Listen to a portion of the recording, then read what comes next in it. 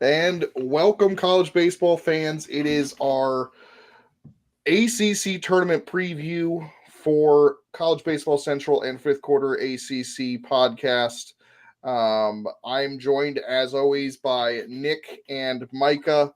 We have some exciting stuff to talk about today as postseason baseball. It's officially here. Micah, how are we doing? How are we feeling? Are you amped? Playoffs? Playoffs? I didn't say Playoffs? the word playoffs. No, but this is the playoffs. Come on now. This is the playoffs, Monty. No, we're good. We're trying to figure out. I always forget, Monty, that like tomorrow is the night we check into the hotel. So I've got to pack tonight so that way I can go from work tomorrow to where we're going. And I got to pack for a whole week. So that's going to be fun after this.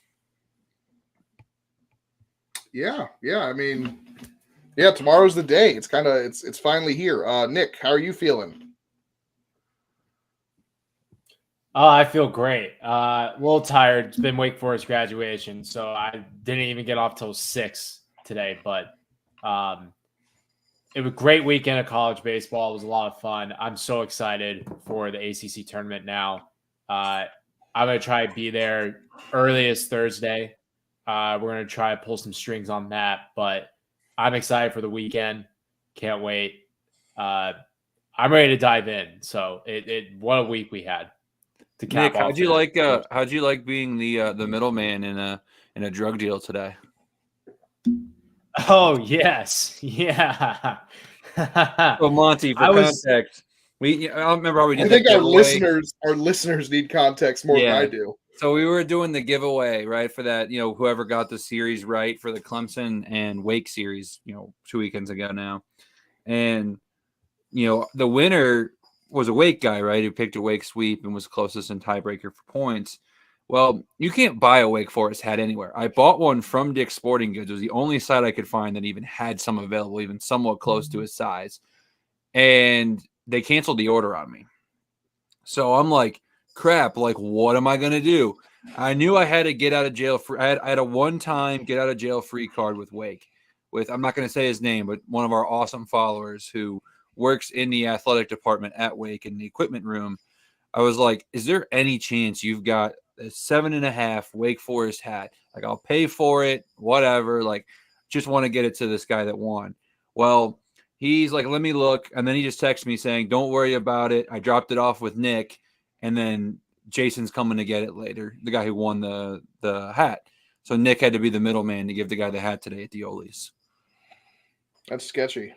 No, I'm just kidding. I had no idea any of this was going to happen today. Like, I know the equipment guy. I've worked with him at Wake before when I used to work at the baseball games. And I was like, hey, what's up, man? Uh-oh. Rest in peace, Nick. Oh, rest in peace, you guys. Are you still there? Yeah, we're still here. Yeah, rest in peace, us. You're the one that's going away.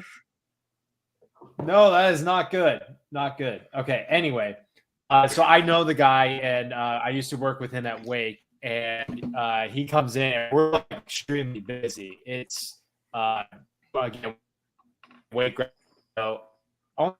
Yep, Nick's not having a good Wi-Fi day today. Yeah, it's postseason baseball, but Nick is still having early season struggles here. So I guess we're just gonna try and dive in and see if he comes back and joins us. He looks a little frozen there. His eyes look really wide. That's a great image for him to be frozen. Yeah.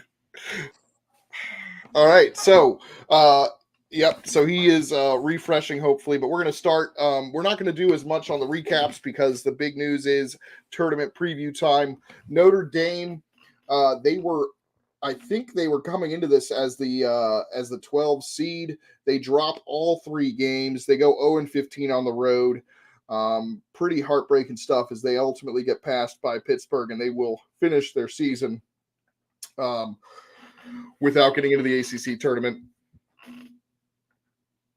Micah, what are your thoughts here as Nick seems to have popped in? It's crazy to think that like 2 weeks ago, right, when Notre Dame took down Pitt, Yep. You know, it felt like, okay, 3 in weeks my ago, head 'cause at they least, had the exam break.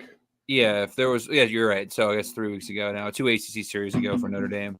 You know, my brain was, all right, if anyone's going to miss the ACC tournament that's currently in the field of 12, it was going to be Miami.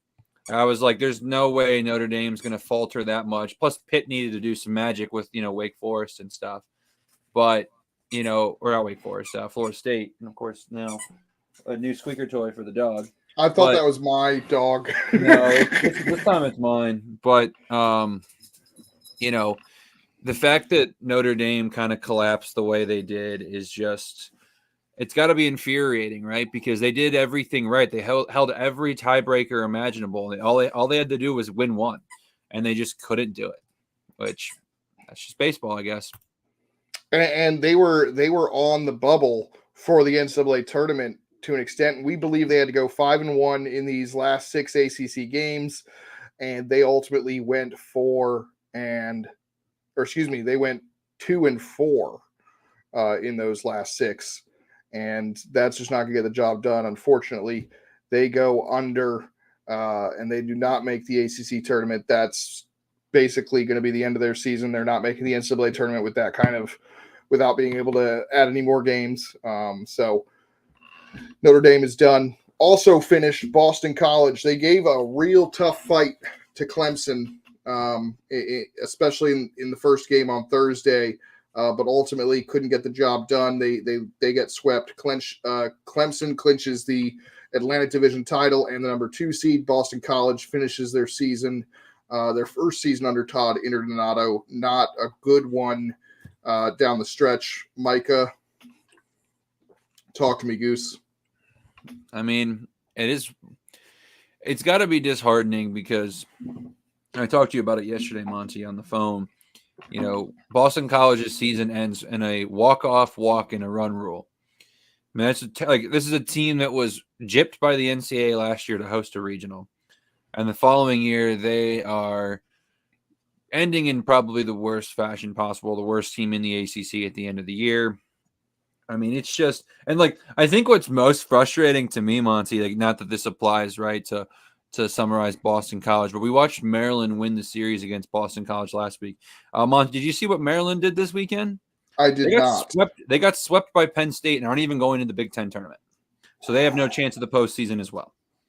So this is a Boston College team that down the stretch not only did not play well, but kind of just collapsed and people around them collapsed too. The window was right there for BC to, go ahead and take care of it. I mean, they on the weekends, they won 2 weekend games in their last 15, and one was the Fenway game, and that was a Thursday night, so I don't even know if we want to call it a weekend game. So, it's got to be frustrating for this team. There's some future that's bright, but in the era of the transfer portal, we'll see. Hopefully they all stay, but you just never know, right? But I mean, they were better than Clemson for, I would say, half the weekend. The problem is when they exploded or imploded, I should say, they imploded. I mean, they cost themselves game 1 with all the errors and running into outs like they seem to have been doing all season long. In game 2, Clemson kind of woke up and dominated after an early start for BC. And then obviously game 3, I mean, I don't know if Boston College just didn't care, but I mean, that was the worst I've seen an ACC team look in a long time. I watched 2 innings worth. And I'm like, why am I wasting my time with this? This is a midweek type matchup at this point with how they're playing. So, I mean, just they gave it all they could on Thursday and Friday and just didn't have the gas to compete on Saturday. I'm not sure, but what about concern for Clemson? I mean, they should have had a fairly easy time, and ultimately they did. So it's hard to really talk about them when they sweep. And now my dog's got a squeaky toy. But yeah, it's interesting. I'm not sure what to make of this Clemson team right now after they got swept by Wake Forest, and then they're a little shaky on the first 2 games against Boston College at home. Monty, you saw my rough draft of the pool predictions that I sent to our group chat. And I think that gives you a hint of where I think Clemson is. And I think it might be a good thing for the rest of college baseball, like in terms of, or I guess for their pool, because everyone just is chalking Clemson up as like, oh, this team is so good. This is a national seed. And I'm not saying they shouldn't be, because this season they have been a national seed caliber team. But right now, I would like, I'm going to do it, Monty. I'm going to make a graphic for it tomorrow. I'm going to power rank the teams that are in the tournament. Probably just do all 14 just for the fun of it. But, we'll power rank the 1 through 12, based off how I feel about them at this very moment, like going into this weekend. Not who is the best team at their best, but like just my confidence level in them winning the ACC tournament. And I don't even know if Clemson's in my top 5 in that. I just don't have a lot of faith in them right now, because they're flirting with so much disaster, and they've just been fortunate to basically been playing pretty bad teams. The last time they played a somewhat good team, they were swept by Wake Forest. So we'll see, obviously, what they get. They flirted with, Louisville should have won the series against them, in my opinion, a couple weeks ago. There's a lot of question marks with this Clemson team right now, just with injuries. And again, they've been struggling, right, replacing CFO. So it'll be interesting to see what this team brings moving forward into the tournament. All right, and that finishes off our entire weekend recaps. Nick, you came back just in time. No, I'm just kidding. We're still talking about the first 4 games. We're in the first 2 series that we've talked about. We already talked about Notre Dame, Louisville. We're talking Clemson, Boston College, and concerns potentially for Clemson. But Boston College out, Notre Dame out, Clemson, they're going to be the number 2 seed. We'll talk about their pod or pool or whatever you want to label that as later. But some of their, they're still coming back. They're still winning games. So it feels a little nitpicky. But at the same time, I feel like there has to be concerns after being swept by Wake Forest. What are your thoughts, Nick? Do you think Clemson has anything to be worried about? Or A little bit. I wouldn't worry too much. It's the last series of the year at home. I think, they didn't pull out all the stops. I think getting swept by Wake last week kind of hurt them a little bit. And I think they were still kind of licking their wounds going into this series. I remember watching the first game. I really thought Boston College was going to pull that one out. And even in the second game, it was close for a little bit too. But I don't know. I think they just need like a little mental reset. I think the postseason for Clemson is coming at the right time. I think licking their wounds against Wake and trying to get through this Boston College series.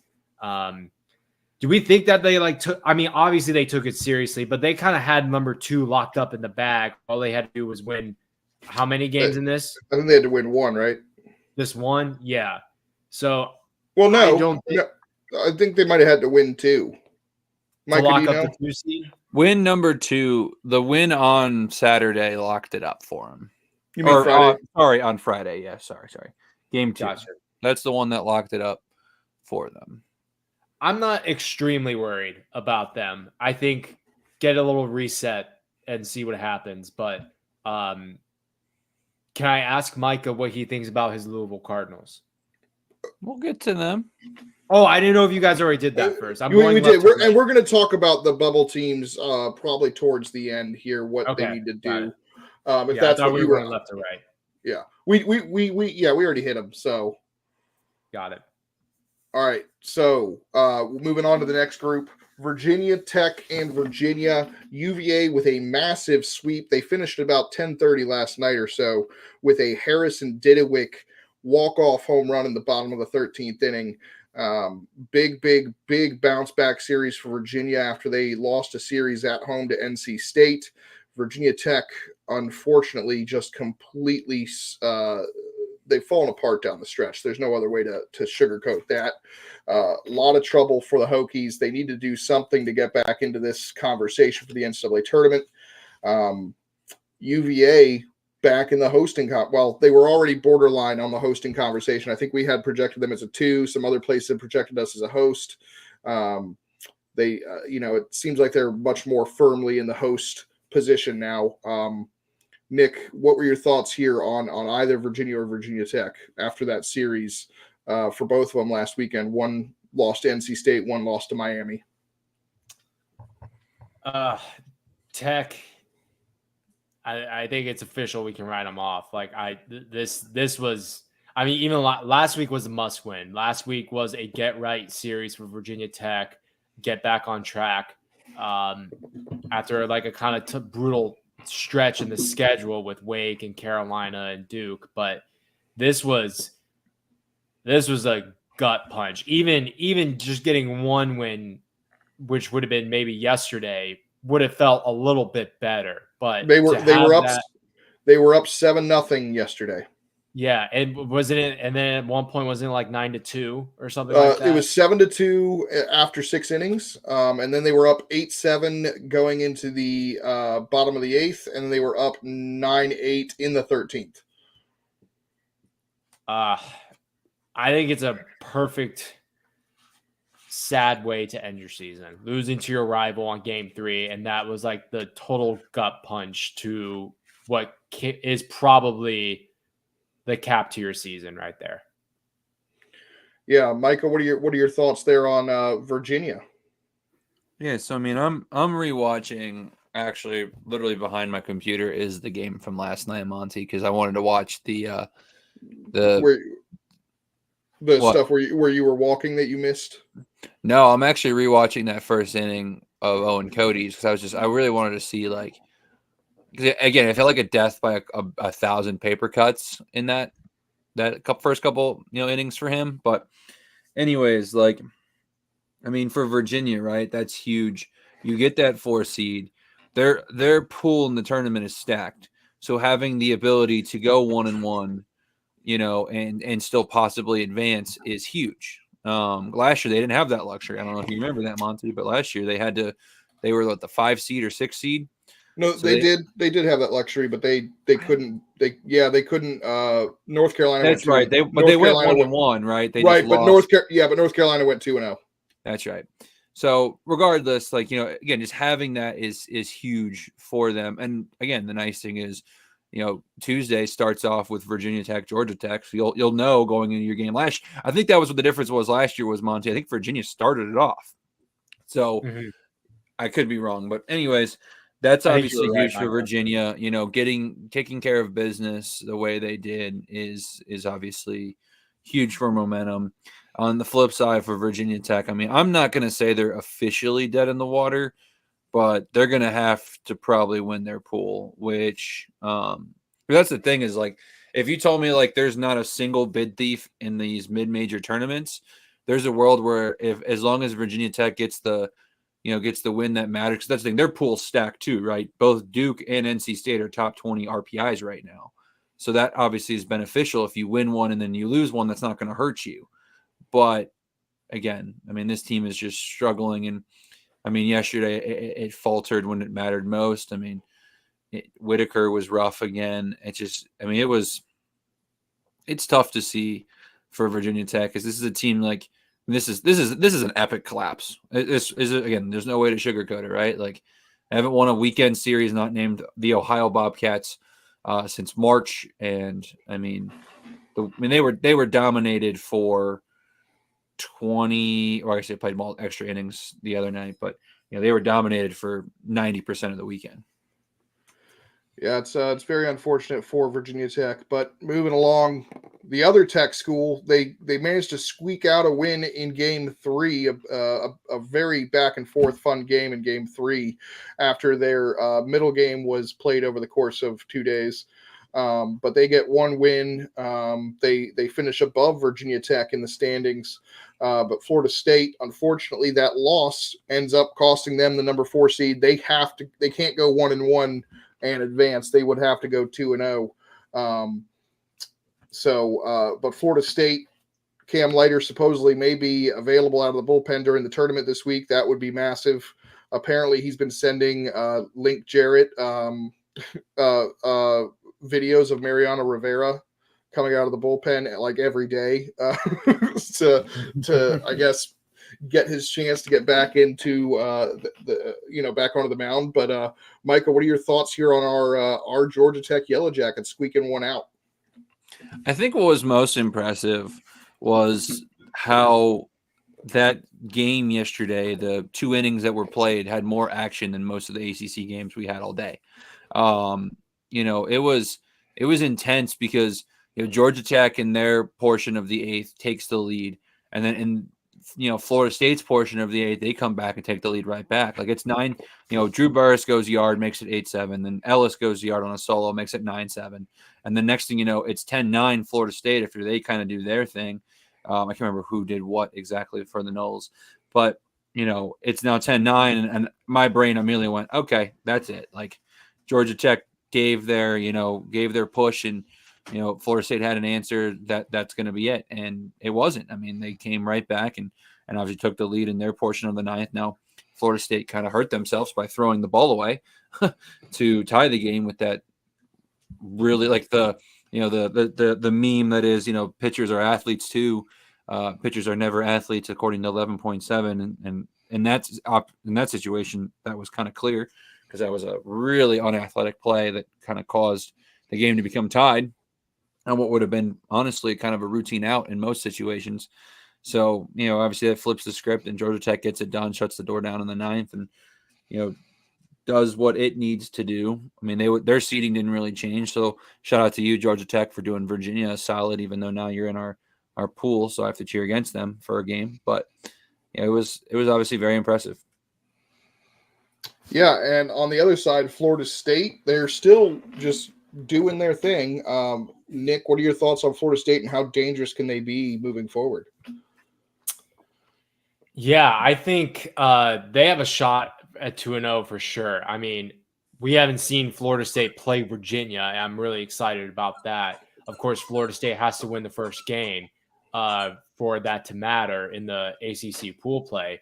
But I like their chances. I mean, we've seen crazier things happen in the ACC tournament where, the 12th seed makes it to the semifinals. That's happened not too long ago. It's unfortunate though. I mean, I'm happy that Georgia Tech squeaked out a win. It would have been a shame if, they had finished the regular season with a sweep, or should I say getting swept.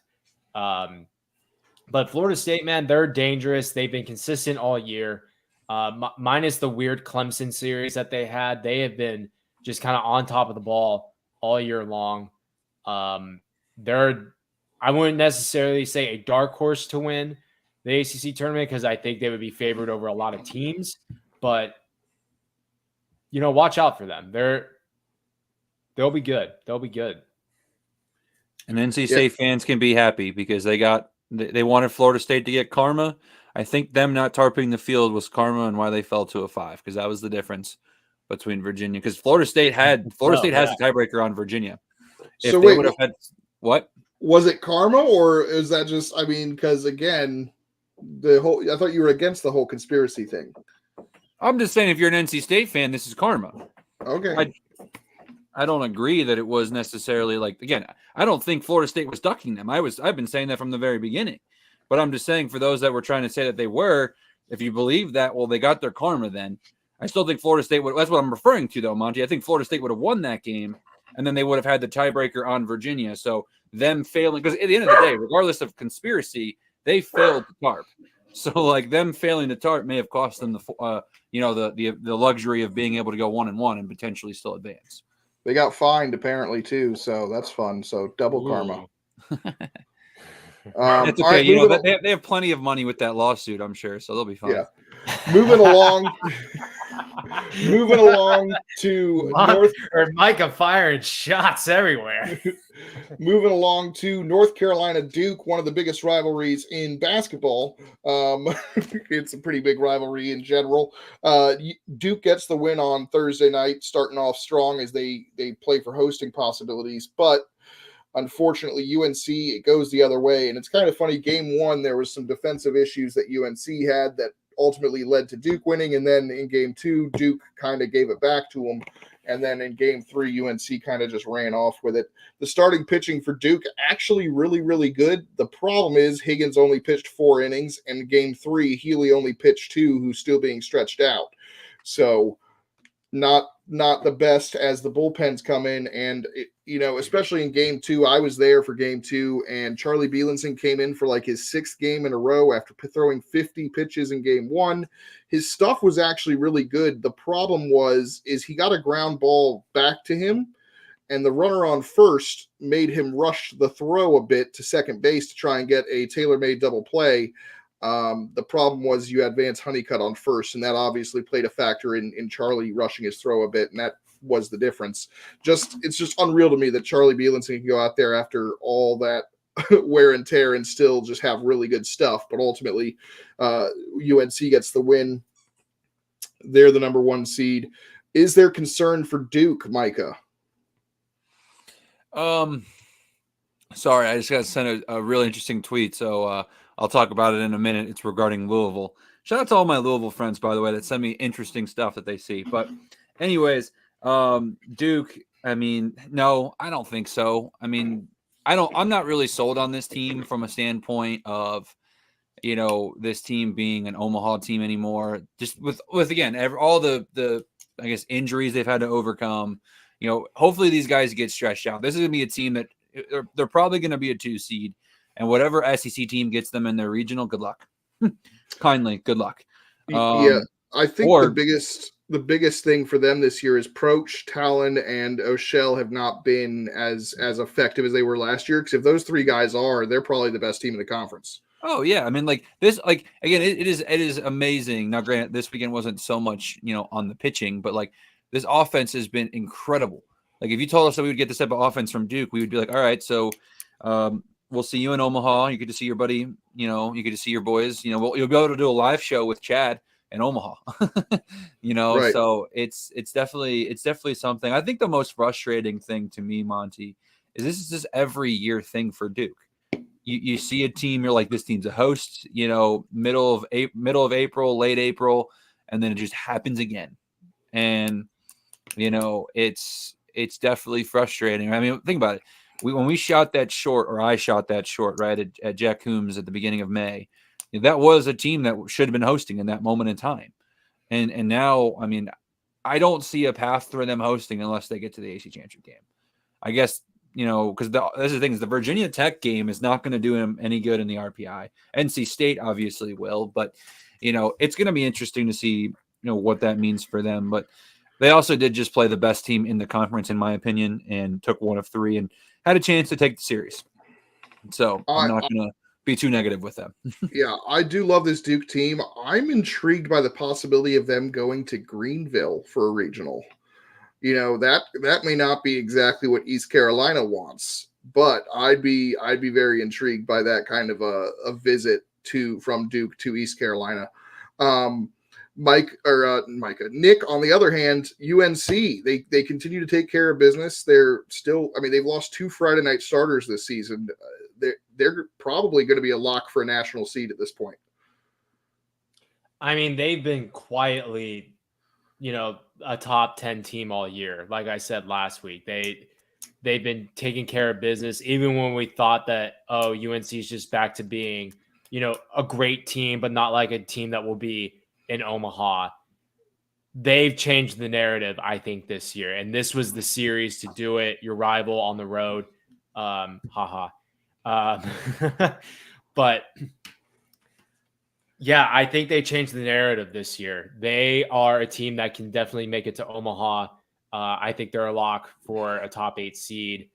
They are a complete team. The pitching's good. I don't think it's top of the conference good, but they're very good. The hitting is all right there. They just know how to play complementary baseball all around. They are the most complete team, I think, in this conference.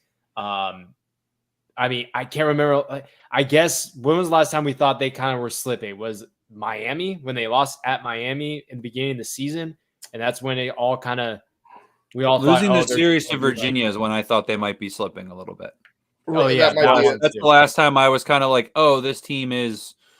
Yeah, there wasn't. When they let Folger Boaz going, and we were kind of. That was his last start. Yeah. I don't think there was never any fear of North Carolina not hosting, even 9 through 16. But when they lost to Miami is when we said they were pretenders. So yeah, right. that and I'm pretty sure that's an accurate statement. So I'm Kane's pretty sure cat it is. Pete with the I didn't with the say that. I didn't say that. with the receipt. I didn't I say love that. it. That wasn't What? me. Don't old takes expose me. But yeah, they're the most complete team. They got the job done to finish off the season. I think they're a lock for a national seed. Yeah, really fun team to watch. Yeah, there was no concern when they lost 2-3 to NC State because that was a really tough fought series and just went NC State's way. Maybe slipped up against UVA, but I mean Duke, they swept Wake Forest at Wake Forest. So yeah, pretty interesting from UNC's point of view. But moving along to the biggest series of the weekend, right? Oh yeah. Pitt Correct. and Miami. Miami needed one win to get in. They got it on Friday night. And then they were nice enough to let their buddies from Pittsburgh join the party as Pittsburgh passed Notre Dame to get into Charlotte. What a story that is. Pittsburgh, again, left for dead a couple of weeks ago. All of a sudden, they win their first two ACC series of the year against Florida State and Miami. And wow, what a moment for Pitt to do it on the road with the Mark Light Magic against them. They get the job done. Micah, let's go ahead and wax poetic about Gritzburg here. Oh, we'll get to previews in a minute, but I promise you they're going to make some noise in Charlotte. Wake Forest fans, Pitt, when they get to Charlotte, always spoil something for somebody. I'm just saying, all of you that are talking about this bullpen game and how you don't have to worry about Pitt, this team's going to be feisty.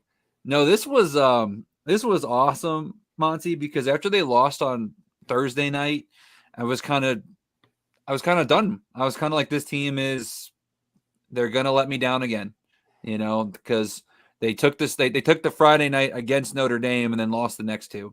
So I was kind of like, oh, here we go again. This is going to be a one. Like, they're going to take one. I'm sure they are, but they're going to, which one are they going to take? And like that game on Friday, they were up 3-0 and then Miami ties it.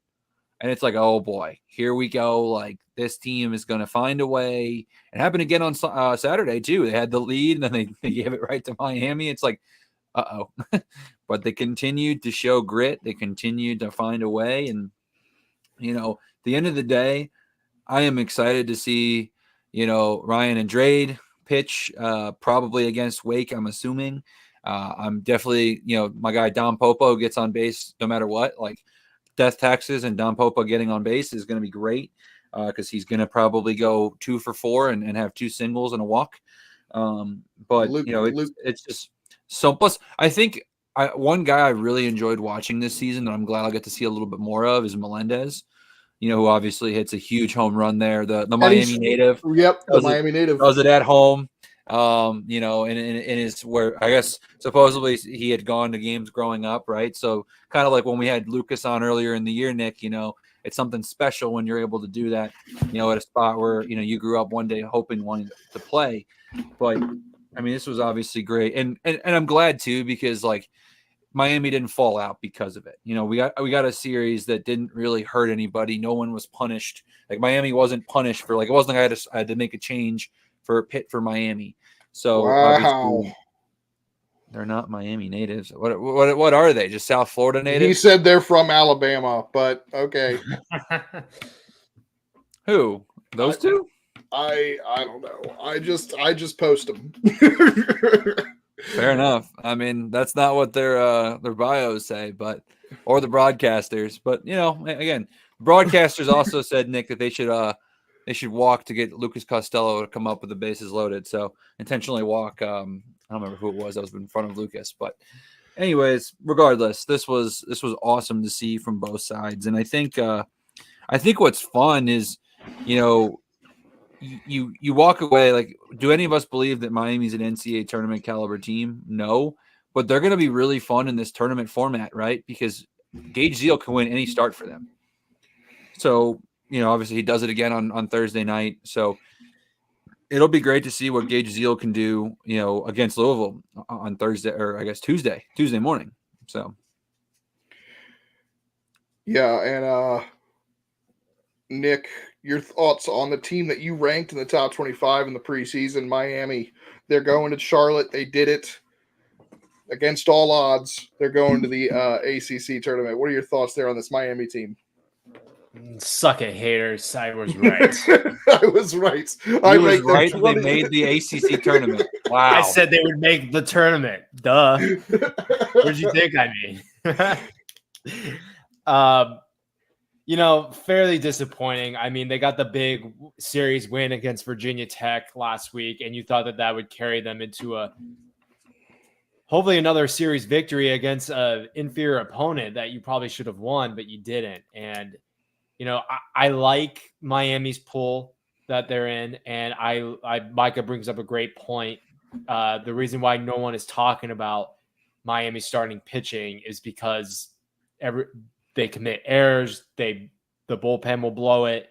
But if they can get any luck, they're a team to reckon with in that pool. Like, I could see that there is a world that exists where Miami goes 2-0 and they make it to the semifinals. Like, I can definitely see that happen.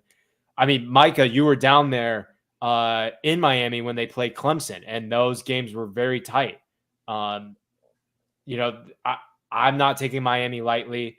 Are they playing their best ball right now? No, but is the talent there, and can it show up at any time? Yes. Like, they've been in games with the Clemson. They've beaten Carolina. I think they have a chance to do something special. It's not out of the question. That's just champagne bottles from earlier on when you were still messing with your internet. But yeah, no, it's going to be really interesting, and we're going to talk more about the pools in a little bit. So Pitt, Miami, they're in. Boston College, Notre Dame out, and we go to our final series.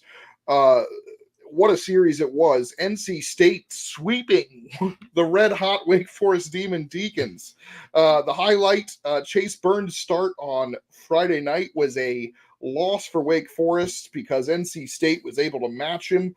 It was 1-1 going into, was it extra innings or the bottom of the ninth? Either way, it was a walk-off walk ultimately that did it. And then NC State actually came back in game 3 as well to win that, to complete the sweep. They have the number 3 seed. Wake Forest falls all the way to the number 8 seed. They're the 8 seed and the number 8 team in the country. Make it make sense. I don't know. Nick, the ACC is just that good. Our top 8 is their top 8. Yeah.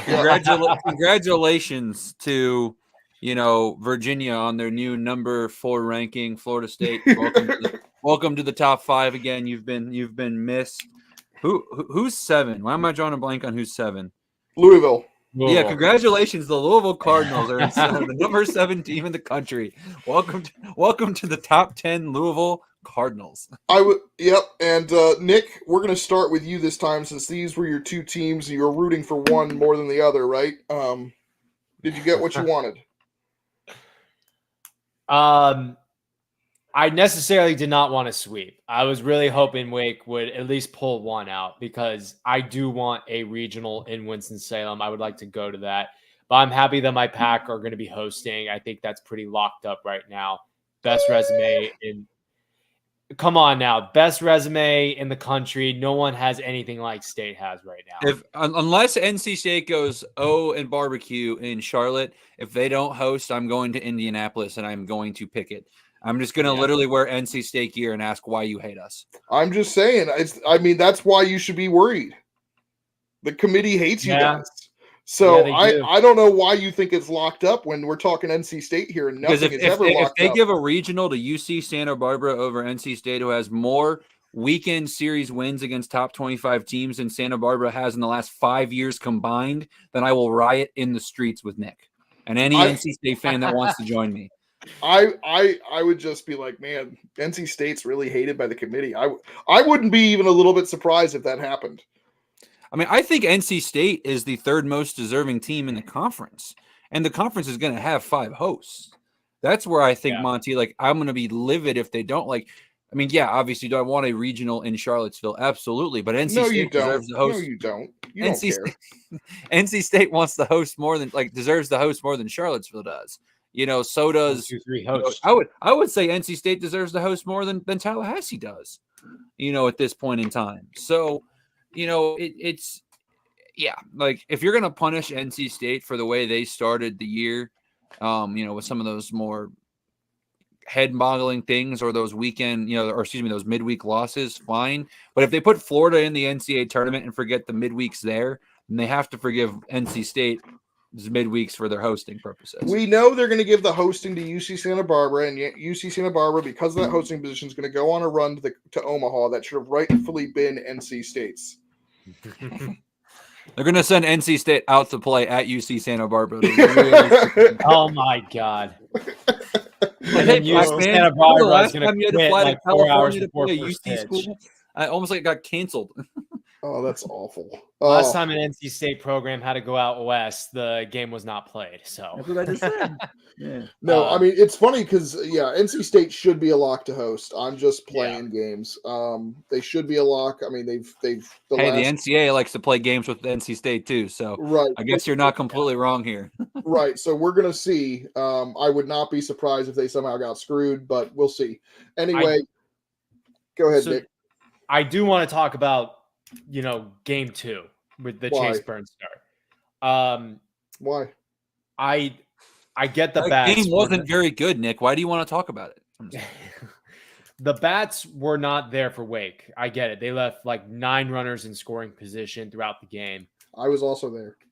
Yes. Yeah, I'm really mad about that, Monty. I missed a golden opportunity to catch 2 really good baseball games. I didn't, but I had issues with my windshield wipers. True. The decision to not ride Chase one more inning, or the decision to not put Cole Rowland in to start the 9th, I think has to be mentioned. Like towards the end of this game, you can blame innings 1 through 7 on Wake Forest's bats. I mean, State put out Schaffner, who hasn't pitched since April. Like State was he was fresh. But State was basically saying like, all right, we're taking out Dom. Chase is going really well. We'll throw in Schaffner. Let's see what happens. And if by the grace of God we're still tied or somehow we take the lead, we'll go all out and we'll put in Duden.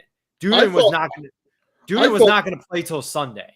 Like I have to believe that was the plan there. You mean Saturday? And also, I thought it was because they wanted Duden to come in a fresh inning.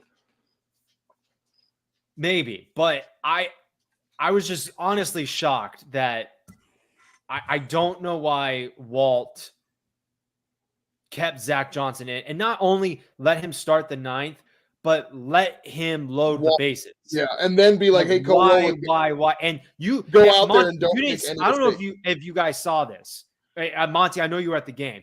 They were showing Cole Rowland warming up in the pen, and he was on fire, like very pissed off that he was not being called up on after the second walk. I couldn't believe what I was seeing. I don't know why. And to put Chase or to put Cole in that situation is like that's not fair. Like you've ridden Zach Johnson all the way to this situation.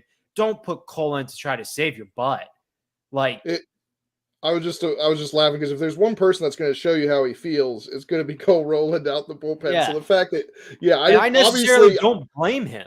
Right, but I was just pointing out I could not see that he was getting angry with that. Obviously, I could see he was warming up in the bullpen, but I couldn't see anything like that because obviously you're getting the TV views and they're showing that, but it doesn't surprise me at all. And that ultimately, I mean, that could have been the one game Wake Forest wins. And that was because State was going to go all out for game 1 because you have Chase Burns on the horizon. And you got to credit NC State's pitching. Like Dom, I think definitely had one of his better performances of the season. And I think I'm also including the Clemson game which he dominated too. Like I think we thought Dom Fritton should have been this whole season. Yeah. And as soon as they saw any signs of issues with Fritton, they were like, let's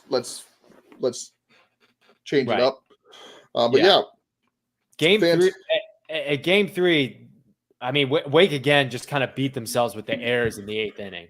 I mean, I get, Cozart with a 3-run bomb to tie it, but Wake could have easily gotten out of the 8th inning tied, and it all just kind of fell apart after that error throw by Merrick, which the play before, Nick Kurtz spiking the ball to second base. I mean, that was a web gem. That was unbelievable. That saved the game for a second there. I had to mention that. Yeah, it was a great series to watch. I was really lucky to go to that, even though I had to go to both those games alone with faulty windshield wipers. I was in between Durham and Raleigh when the first part came through, and when I found out my windshield wipers weren't working. So that was fun. And then driving home was an adventure as well, but it was worth it to see those two really good baseball games on Friday between Duke and the UNC, and then Wake Forest and NC State. So great way for me to end my regular season, even though Micah didn't want to join me. Moving along, these are the final standings for the conference. Clemson and North Carolina are your division winners. On there, you can see the seeding. We've already got 3 40-win teams. I would expect Florida State to join them as a 40-win team with 1 win in the ACC tournament this week. Before we dive too much into some other stuff, does anyone want to comment on this graphic at all? I mean, it's the second straight year that the Atlantic is going to have 2 teams missing from the ACC tournament, as Pitt and Miami get in. So all 7 Coastal Division teams in the tourney. I mean, the Coastal's always been better at everything, even football, right, Nick? Are you really asking for him to bring up NC State beating Virginia and everything this year? That's a good point. The moment you said that, I was That's a very good point. I take back everything I just said. Trying to put that ball on a tee for me, buddy. All hail the mighty NC State Wolfpack. Not so funny when the Rabbits got the gun. All right. So first, before we talk about pod stuff, ACC Player Awards, all the awards are coming out probably tomorrow, if I remember correctly from previous seasons. ACC Pitcher of the Year is hotly contested. I'm going to start with you, Micah. Who do you think is winning ACC Pitcher of the Year, and why? I think what upsets me the most, Monty, is I've been on the Jamie Arnold train all year, and as the stretches kind of come down, it really feels like the answer has to be Chase Burns, just because of what he means to Wake, especially right now with Massey being out. Like, think about the reaction to Friday night's game where we're all like, they lost to Chase Burns start. We don't normally get too shocked about the Jamie Arnold starts, not necessarily going Florida State's way. Plus, we feel pretty good about Florida State's rotation when they're not, banged up. And even then, they've still been pretty solid. Where you can just tell there's a big difference, especially, I don't know if it's the emergence of this bullpen game for Wake that kind of has me realizing how important Chase Burns is, but it's definitely, I don't have the numbers pulled up. I am a little mad at you because you didn't tell me we were doing this till about 20 minutes ago, or I would have prepared this. I have the numbers. Well, all right. Are they going to be on the screen or no? Do I have to look them up? Because you having the numbers doesn't do me any good. Well, I guess I'm going to be sharing D1 Baseball's screen here. Let's see. Can we see that? Pull up too, but let me see if you get it first. Oh, cool. Can you guys see that? Yeah. So the top 2 here, Chase Burns, Jamie Arnold. Chase Burns is 10-1 with a 2.63 ERA.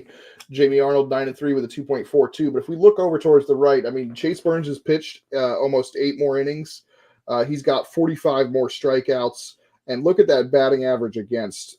Hitters are only hitting 164 against Chase Burns versus 220 for Jamie Arnold. I have to think that might be the difference there. It looks like Chase Burns is probably your pitcher of the year.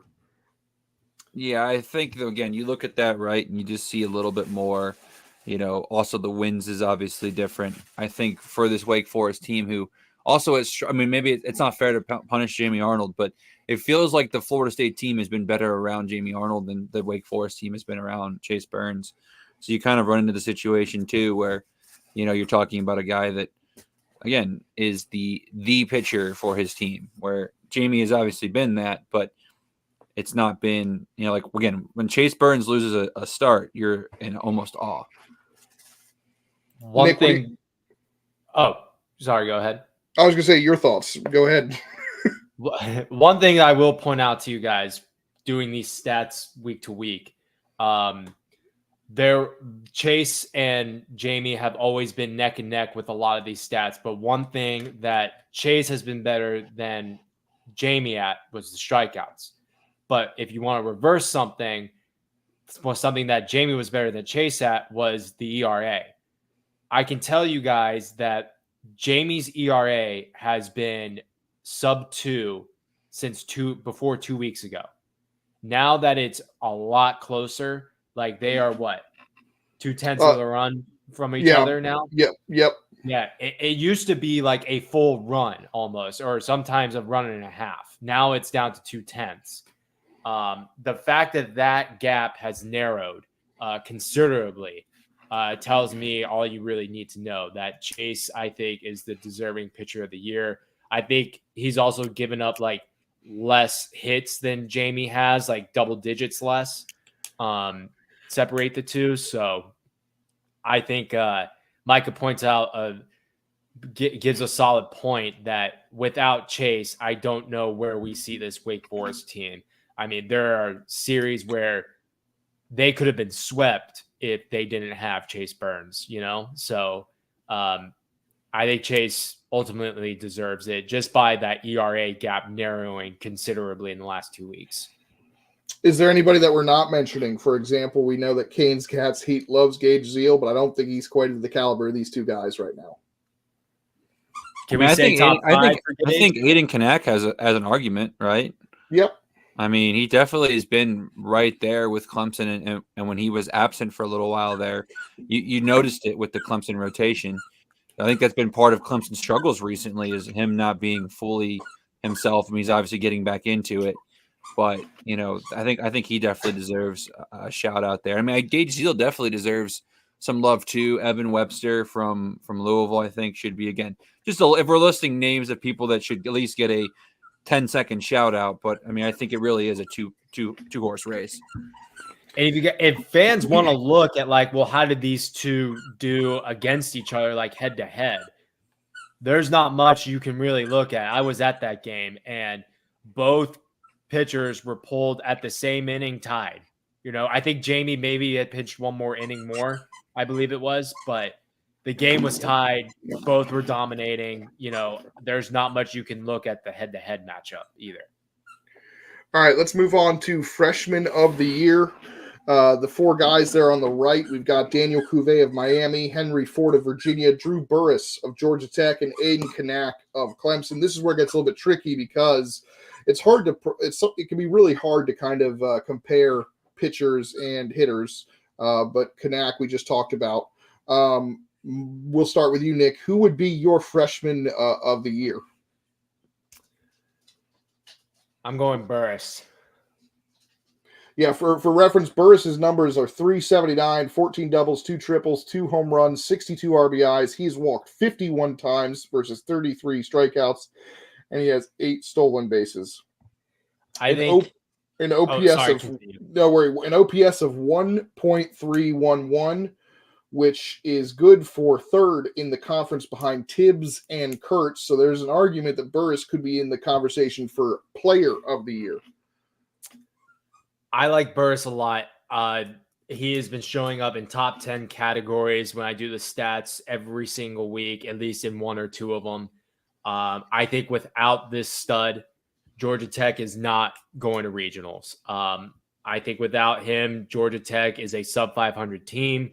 I would love to know like his WAR, you know, because without him, I think this team is significantly not as good. I will ask Chad if he can run the WAR for Drew Burris. as much as I love Henry Ford and as much as he's meant to this Virginia team, I think Drew has stuck out to me a little bit more.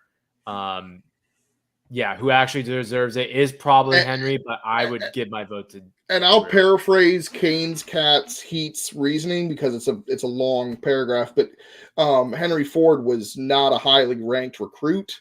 Right. So what he did was so much more unexpected compared to the other three who were very highly recruited players. I mean, I believe Cuvée and Burris were top 50 for sure. Ford was ranked. I mean, I think he wasn't even a top. He was not very highly recruited, and what he's done is put up numbers on par with them. So that just wanted to share that from the comments. Micah, who would your vote go to? So I'm gonna paraphrase or give you some insight on this. I think Drew Burris is the guy you should vote for, right? However, I'm the type of guy that when if I kind of know, it's kind of like when you ever see those Heisman votes where like someone's like, I just voted for this person because I wanted to make sure they got some votes. I would actually vote Cuvée. I feel like Burris is the clear-cut winner here. Hey, Monty, you said it. Like, he has a legitimate argument to be player of the year, let alone freshman of the year. So I think like knowing that Burris is going to win it, I really have no doubt that it's going to be Burris that wins it. I would probably vote Cuvée because you consider how lack of trying to be sugarcoating here, how bad Miami was this year. He was the lone bright spot, I think, all season long. I think my favorite thing, Monty, for your fun fact of the day, in all three home games of I didn't see Aiden Kanak pitch, but the three guys on the screen that are hitters, all three in their home games I attended, neither of them recorded a hit. So love that for me. That's pretty. Henry Ford was 0 for. Oh, actually no, Henry Ford had that big hit against Liberty, didn't he? Now I think about it, he may have been the only one that got a hit, but I know Cuvée did not do anything against Clemson, and I was still salty about not seeing Burris do anything in that Presbyterian game. I've seen Ford and Burris hit home runs. I mean, I've seen Ford hit multiple home runs in one game, so that part I'm not that. I've seen him hit 3 though. Have you? Didn't he hit? No, nope, he only hit 3 2. and 4 bats against Louisville or whatever. But it was 2 the week after he hit 3. That's what was funny about it. So yeah, my vote would probably be Burris, but I also understand the argument for all of them. Mm-hmm. But that Ford, as Canes Cats Heat said, perfect game had ranked him 2,570th. So for him to have quickly developed and made an impact, and UVA obviously knew what they had immediately because he was starting from day one in the cleanup spots. So very impressive work by the UVA recruiting and scouting staff I mean, he wanted to go to UVA since he was a little kid. So I don't know how much work they had to do, but to offer him a spot, good on them. The big one now, ACC Player of the Year. We'll start with you, Micah. Who's it going to be? Do you need some numbers?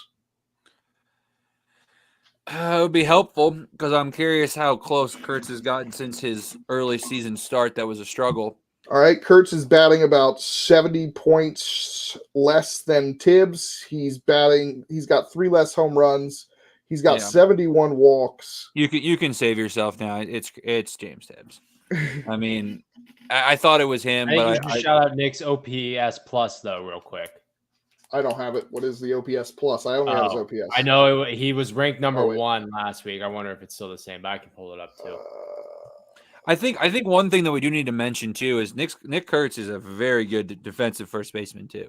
So like there is some value in just not even just his bat, but I think James Tibbs has such a special season for Florida State. And again, like say what you want about Nick Kurtz. I mean, I have no problem with any of the 4 guys on the screen for that matter winning it. But I think James Tibbs has just been not to insult Nick, right? But Nick has been very hot and cold. Like we had that 3-week stretch where he could do nothing wrong, and we had multiple weeks where he could barely hit for his standard. Just to be clear, we're talking about Nick Kurtz, not Nick. Yeah. Nick Kurtz was hot. Well, Nick Dioli has never hit anything in his life. So yeah. But here's softball hero. Here's the fun stat. Regular season is over, right? James Tibbs finishes with 24 home runs, 23 strikeouts. Dang it. He's going to be just with my boy Cam. Brutal. Yeah. So more home runs than strikeouts this season. That's unreal. I've seen that all season long at ETSU. So is it really that special?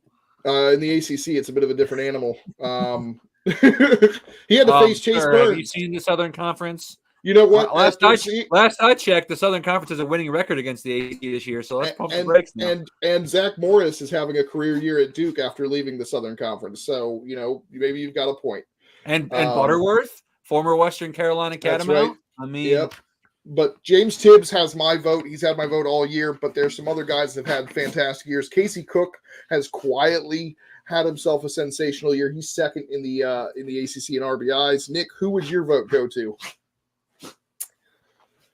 Yeah, I think it's going to go to James Tibbs. I think if Nick Kurtz had played this full season healthy, I think it could have been a different story. I think with just more at bats, maybe more opportunities for some home runs and RBIs. But I mean, here's the thing though with Kurtz is he struggled early before the injury, and then when he got hurt, I think that injury allowed him a mental reset that really played a factor. He was still getting walked a lot too. Oh yeah, before the injury, like he was like doubling everybody up on walks. Oh yeah, his walk rate was ridiculous, regardless of the time of season it was.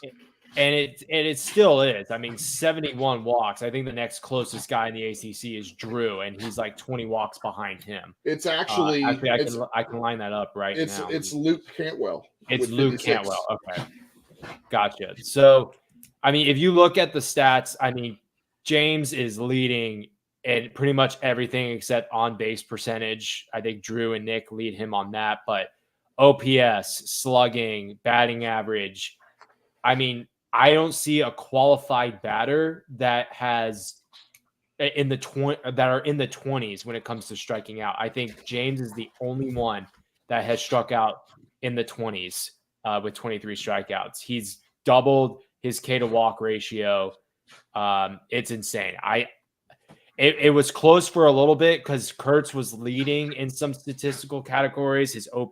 His on base percentage and OPS plus and slugging were all higher than James throughout probably a month after Nick started getting hot, but James kind of pulled it out, and I think you got to give it to him. Yeah, unbelievable season for James Tibbs. Nick Kurtz as well, as expected, but I really want to shout out AJ before the season saying that James Tibbs was a Dark Horse ACC Player of the Year award. I believe in December. He said that on our ACC preview show, like mid-December. So that's a rather impressive prediction on his part. But ACC awards and the all ACC teams, I believe, are going to be released by the ACC tomorrow. So that's an exciting moment to see who's earned the honors there. But let's move on to the main part of our show. That is the ACC Tournament. Micah, are you excited? Not at all. All right. Nick, are you excited? Nah. Well, I am. I'll have the excitement for both of you. Yeah, he's excited, Nick, because he still hasn't paid me for his hotel, so he's a free hotel right now. He thinks he's going to get away. I'm kidding, Monty. I know you're good for it. Well, I also thought you told me to wait until I did. No, I did. The actual I'm just giving you a hard time, Monty. After the show, I need to figure out what time you're getting into town tomorrow, so I know what time I need to be in town. So I can Absolutely. Hey, Casey Salke just hit a home run. Woo! Sorry, I'm at that point in the game. This happened. So. Yeah, I was going to say. I was like, no one's played today. It's now 7-2, Virginia Tech. In case you were wondering what the score of yesterday's game was, where I'm currently at. But so yeah, it sounds like every member of the ACC team will potentially be in Charlotte at different points this week. I will be there for the duration, starting tomorrow. I cannot wait. These are the pools or the pods, whatever you want to call them. It's going to be each team is guaranteed to play 2 games. And if multiple teams finish 1-1, the higher seeded team goes on. Obviously, if you go 2-0, you are guaranteed to go on, regardless of seeding. Micah, do you want to take this opportunity to talk about why this format is great? Yes, thank you, Monty. I'm glad I've been preparing this. Hold on, let me I was button about up to real say, quick the adjust your tie, Micah. Adjust your tie a Actually, little let me take the bit. hat off too. How's the hair's okay. All right, gentlemen, I'm glad I have you here today. Ladies too, if you're watching for any reason. I appreciate your time today. I'm here to sell you on why the ACC tournament format is actually genius. Because you may say, now I will say, we will preface, there are complaints about the game times. I am all for hearing that out. Obviously, we know the North Carolina teams always get the prime time slots. I am in agreement. I'm not a huge fan of that. However, this is the best thing for the teams from a tournament standpoint. Georgia Tech, for example, their RPI will go up regardless of results this weekend, minus getting run ruled in both games. They will go up 2 RPI points just for playing Virginia and Florida State. Where in the SEC, a team like Georgia Tech is in a win or go home game to start the weekend. And then they are done. So this is beneficial for all parties involved, including teams like Louisville, including teams like Wake Forest, Virginia Tech, all the way across the board. Also, I think it's better for fans. If you are a fan of, for example, I was talking to a couple of Louisville people. They are now going to spend their whole week in Charlotte. If they were the 7th seed in the SEC tournament, they'd be heading to Hoover wondering, do I leave tomorrow? Am I going to be leaving in 2 days? And am I leaving in 3? You know you're there through Thursday or Friday, depending on when your team's last game is. I am a big fan of this system. It's not perfect by any means, but let's just be real. It gives us something to talk about. I don't know about you, but I'm very excited to see each one of these teams 2 more times. Where, again, the SEC tournament, it's double elimination after the first round, but if you're not one of the top 4s, you're done. And people that say, oh, it doesn't reward the regular season. Yes, it does, because if you do not go 2-0 and everyone goes 1-1, you advance as a top 4. So I really like the layout. I don't like the game time selection as much. That's a different animal. But in terms of the pure pool situation, it is best for the conference from an RPI standpoint. And unbutton the tie. How do you feel about the format, Nick? Are you in the anti-crowd, or you know? I think Micah did a great job explaining it. You know, if you're a team that's on the bubble, you have 2 shots of getting your RPI up. So I think that's a great thing that benefits the ACC teams. It could potentially sneak in one more team for the regionals. You know, I'm always been in the middle of this. Like, I've never had like a strong opinion. I've always thought it was weird how the ACC is really the only conference that does something like this, at least amongst the Power 5 teams or Power 5 conferences. But, you know, I got to say, man, I really don't have a strong opinion either way. Like, if they had switched it back to a bracket format, I think I would be okay with that. If they want to keep it like this, I think I'm also okay with that.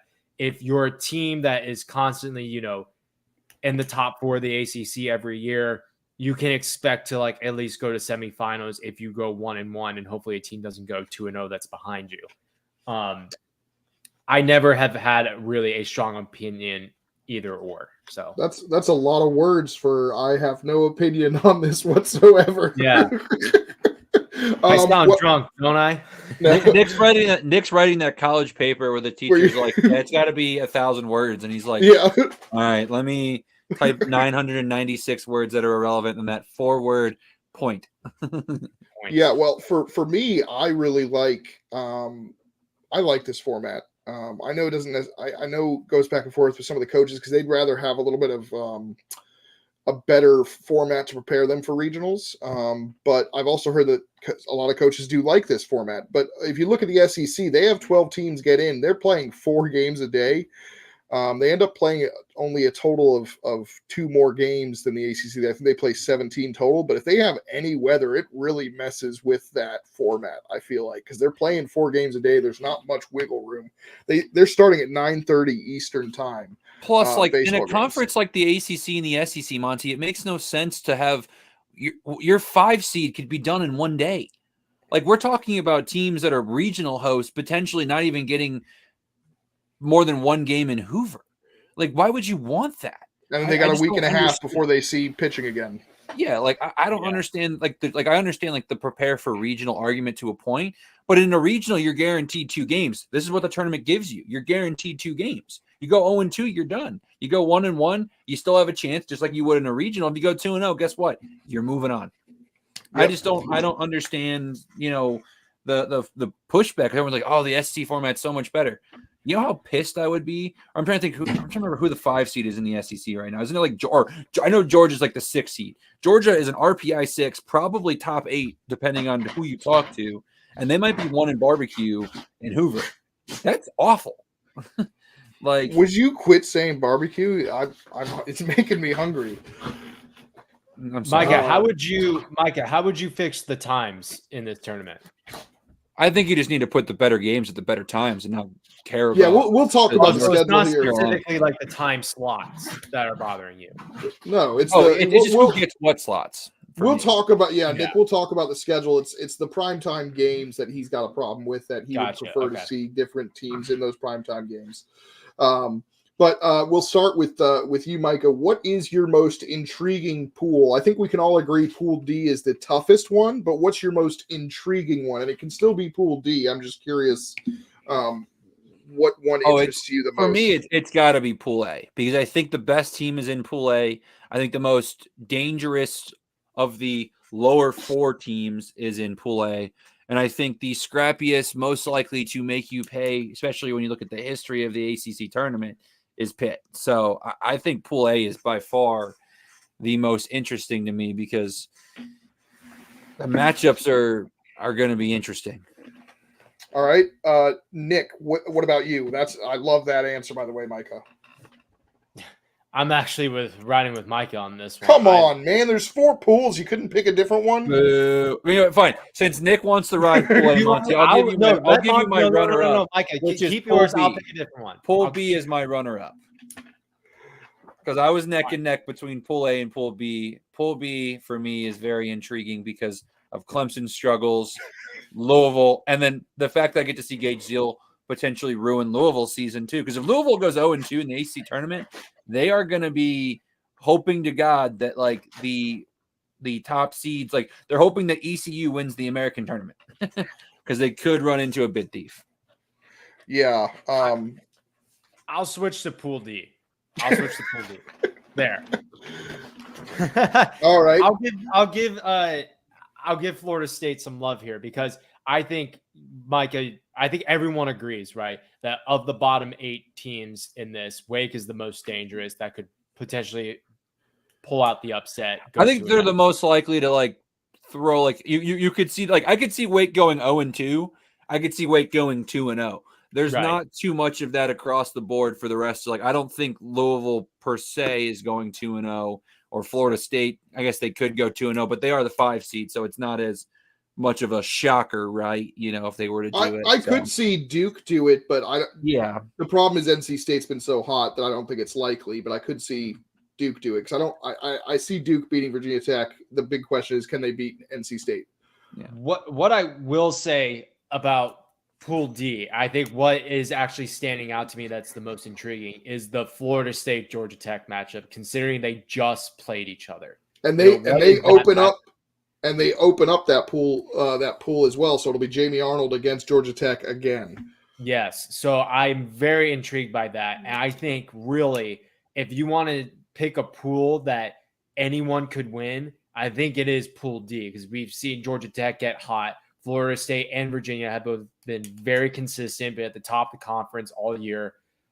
I think I will switch my answer to Pool D. I think I'm talking myself into it just because of that matchup that's going to start off this tournament. Well, I'm going to go with Pool A. No, I'm just kidding. I'm going with Pool C. I think that's the most intriguing one. Virginia Tech has got to make some noise to get back in the NCAA tournament conversation.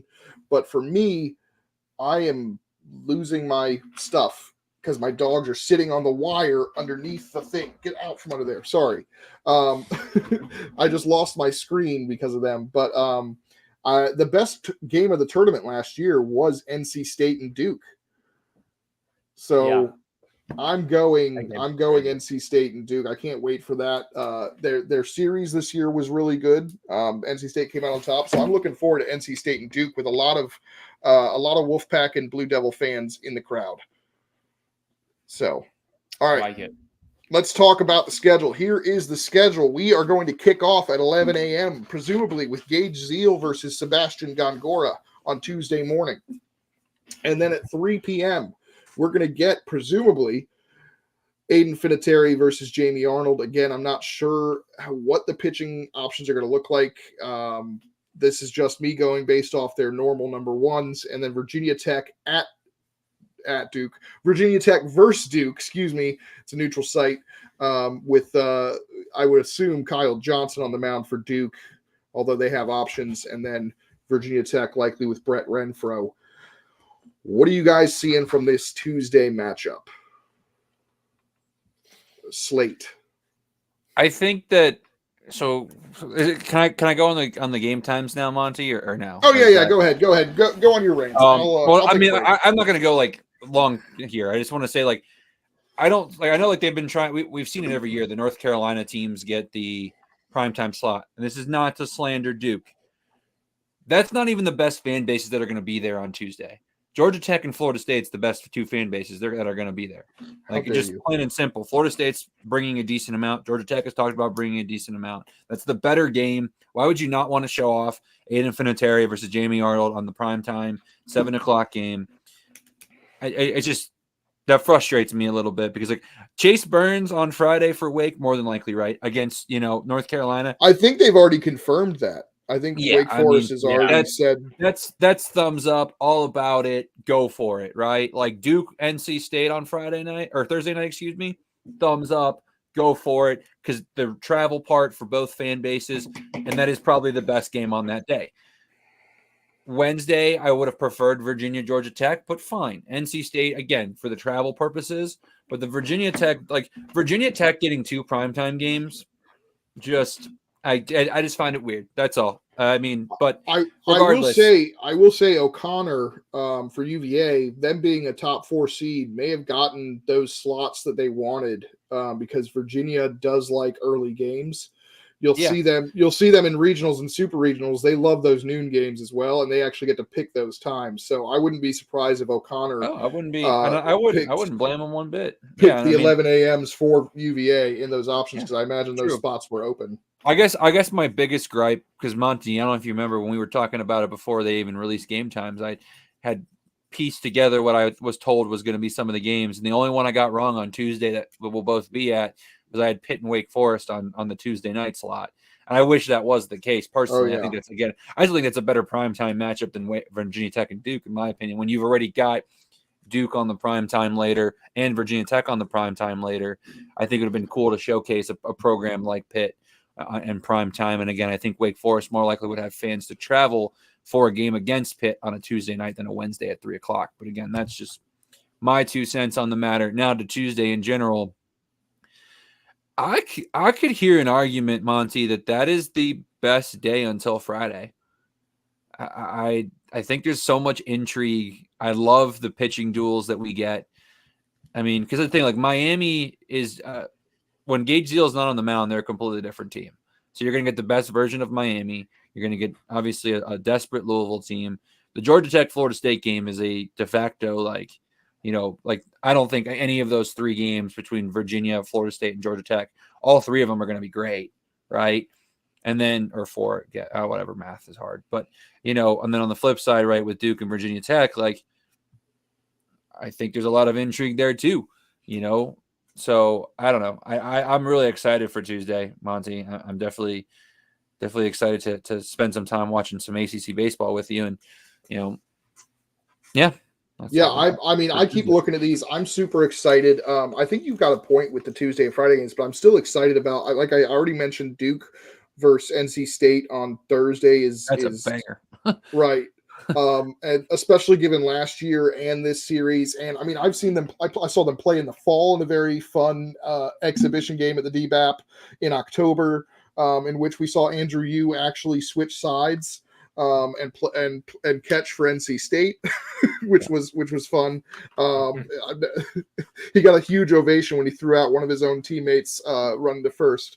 So fall ball at its finest, but I'm really excited for that. It's an underrated rivalry, I think, in this conference, given UNC's their hatred for UNC, both of them. I think their rivalry goes a little under the radar because of that.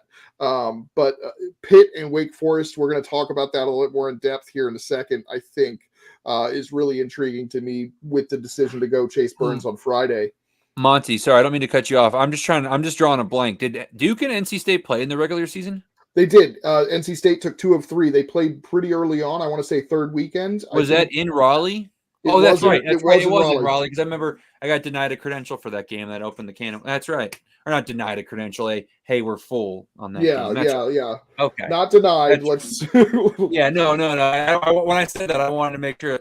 And also, that was an email like less than 24 hours before first pitch. So, right. Very understandable when it was Santucci versus, I'm trying to blank who the other starter was, but Nick loves the Wolfpack. Actually, he hates the Wolfpack. I'm the Wolfpack guy on the podcast now, guys. Nick, would you? Andrew Rosenberger wants a comment. Can we get a comment if Nick would cheer for NC State over Wake Forest? Haven't you done it before? Didn't you do it? 2 years ago? 2 years? When? I swear you cheered NC State over Wake. I swear you did. Oh, probably like 2 years ago when I wasn't like fully invested. So now you're more loyal to Wake than you are to your own alma mater. Wow. I'm going to point out that 2023 was a special season for the boys. I'll also point out when you get to meet and interact with certain players, it's harder to root against them. But I think Nick would not cheer for NC State over Wake Forest at this point, or at least he is not revealing it even in private to me and Micah. It is sad. I agree. It's a sad day. Sad day. I'm so sorry. Let's talk about individual games here. Micah, you've done a pick'em. How do we want to go about this? Trying to think. Do we want to just kind of go through each game and say who we're picking, or? I didn't think that much through this. Well, because we're gonna do, and Nick, I don't know if you're gonna join us, but I know Monty and I are gonna do nightly previews of each game. So we'll do one together tomorrow night in the hotel. Tuesday night, same thing, and then we'll recap with that as obviously it gets rolling. So I don't know if we need to necessarily pick our teams. I would like, Monty, if we can, to do, and obviously again, this is how our podcast always works. We're subject to change, right? But I think we should pick each pool winner. I was thinking that we pick which game we're most excited for each day. I like that, yeah. So, and I'll get it started. My boys, my beloved Louisville Cardinals. Nothing makes me happier than spending a Tuesday brunch hours watching Gage Zeal pitch against Sebastian Gongora. My boys.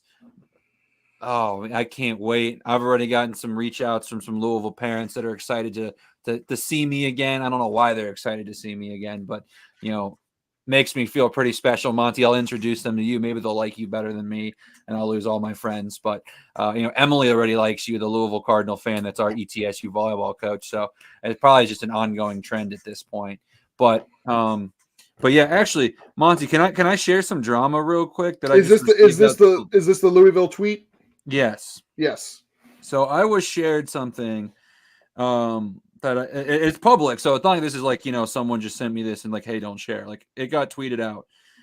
One of the parents, I'm not going to say who. That's not fair. People can find it on their own time. But one of the parents of a pitcher at Louisville who graduates this season, right? He said they posted the graduation thing. His dad tweeted, "Louisville baseball failed to see any of that about my son. If I could go back in time, I would never let insert name of obviously his son or any pitcher I care about go play at the University of Louisville. Most get very little opportunity, and they want you to pitch backwards. Learn to attack hitters, get ahead, and stay ahead." So a little drama going on there with Louisville's pitching coach. There's a big trend of people kind of calling for some conversations. Yeah, Justin, when that got sent to me, I was like, okay. But regardless of that, I don't think it's really going to affect this team, if I'm being honest. I think it's just, I don't want to say it's a disgruntled parent, right? But I'm sure there's probably more to it than just that simple tweet. But I just wanted to share that because I thought that was interesting. That being said, though, that 11 a.m. game, because, this sets the whole tone, because I mean, I lean Louisville, right, in this game, but there's an argument that, Gage Zeal start for Miami. How scrappy does Miami want to be? So I'm excited to see this. And again, maybe I'm drawing a blank, Monty. Did these two teams play in the regular season? I don't think they did, right? They did. Louisville took 2 of 3 in Miami. Oh, that's right. That was the end of the Mark Light Magic, I think. Well, I guess they lost to Clemson, I think, the weekend before, but it was kind of oh shoot, it maybe is actually out of Magic because we just chalked up the Clemson thing to being Clemson. But yeah, okay. Well, regardless, still very excited for that one. I mean, I think I know the answer for you guys for the Tuesday. But you want me to go day by day and just go through all 4, and then we go through your 4, or you want to go? We do Tuesday, and then we do Wednesday, then we do Thursday. How do you want to do it? Let's go day by day afterwards. So we'll go to Nick on his Tuesday. What's your most intriguing Tuesday game? Ooh, I'm stuck between 2, but there's only 3 to pick from. I know. I'm gonna go with the Georgia Tech. I'm gonna keep my bias aside with how this will affect NC State, and I'll go with the Georgia Tech Florida State. I'm more intrigued about. Again, I think in this pool, in Pool D, anyone can win it, and this is gonna set the tone. Because if Georgia Tech wins, it's a must-win for Virginia at 11 a.m. the next day. And Georgia Tech's going to be fired up. They know that they believe that they have a shot. And if Florida State wins, they don't got to play till Friday, which is very nice for them. They can reload the bullpen, reload everybody for a game that matters a lot. So I really love this Georgia Tech Florida State matchup. Here's the thing: if Georgia Tech wins on Tuesday and UVA beats Georgia Tech Wednesday, that Florida State Virginia match does not matter for tournament purposes because UVA will advance. Right. So Monty, I'm just now seeing that too. The benefit of Virginia playing at 11 a.m. because Georgia Tech's going to have less than 24 hours to turn around and play that game, which obviously having them taking the series against Virginia earlier this year, I think any competitive advantage Virginia can get in that situation is beneficial. So I really like the 11 a.m. slot more than I thought I did now. So Yep. And again, I have a feeling that was chosen on purpose by Virginia because I imagine the other schools weren't as keen on that, and Virginia loves it. But I'm going to surprise Micah here. I think I'm going to agree with him on the most intriguing game being the 11 a.m. I have not. These are two of the teams I have not seen in person this year. So I'm excited to see them in person for the first time in Charlotte. Obviously, I could make an argument for either of the other 2 games as well, but I'm really excited for that 11 a.m. Ready to get my juices going. So let's move on to Wednesday. Nick, we'll start with you. Your most intriguing game. I'm going to go with Pitt Wake Forest because Why? Wow. Why? Because all the rest of us are going to go with that as well. Oh, yep. Wow. Well, that's what you get for calling on. Clip it now. Monty, I'm going to make this interesting. Just clip it now. I want to be old takes exposed. Pitt's winning that game. Pitt is winning that game. I love it. The reason why I think this is the most intriguing one is because I don't know who. Does anyone know who Wake is going to throw out there? It would probably. That's why I think Pitt's going to win. I think it's going to be a bullpen game again. So I guess I'll just spoil it. So it's guaranteed. Yes, Chase is starting on Friday. Okay. How's that spoiled? And yeah, you might see some Michael Massey out of the pen. There's no way they're going to throw Massey. He just threw Friday night. Yeah. No, he threw Saturday, didn't he? No. Massey. I'm mixing up Hartle. I'm sorry. Yeah. Oh, so, I mean this in the kindest way possible. Don't pitch Massey here. Why? If he's not, unless he's fully ready again, Nick. No, not on Wednesday. Not on Wednesday. He's not. No, he will come out of the pen Friday. Why are you bringing up Friday when we're talking about Wednesday? Yeah, who's pitching Wednesday, Nick? Because the rumor is that he's back, that he's healthy, he should be good to go. Who's pitching Wednesday, Nick? Falco. Will you let me finish, dude? Jesus. God. This guy can never let me finish a damn sentence. He had insider information on what we already knew, which was bullpen game with Falco starting on Wednesday. Here I got you, Nick. I can mute him. Yes, thank you. Okay, so yes, rumor is Michael Massey's back, but you won't see him on Wednesday. You will see him probably Friday. Okay, you won't see Josh unless they go to the semifinals. So I don't know who they probably do go Falco to start on Wednesday, but I think it's still a little bit up in the air at the moment. I'm gonna unmute him now. Okay. All right. The fact that I just got the Jake treatment, I might retire. Like this might be the end of it for me. You needed the Jake treatment, my guy. All right, Micah, what's your most intriguing game? It's Pitt Wake. I mean, I think Virginia, Georgia Tech. Now, I'm going to caveat this. If Georgia Tech beats Florida State on Tuesday, then it needs to be Virginia, Georgia Tech. Yeah, absolutely. Or vice versa too. Like that's what's, I guess that's unfair, right? Is obviously. Here's the thing, the caveat: if Georgia Tech beats Florida State, that game, regardless, is the championship game. Yeah, because the Florida, yes, yeah.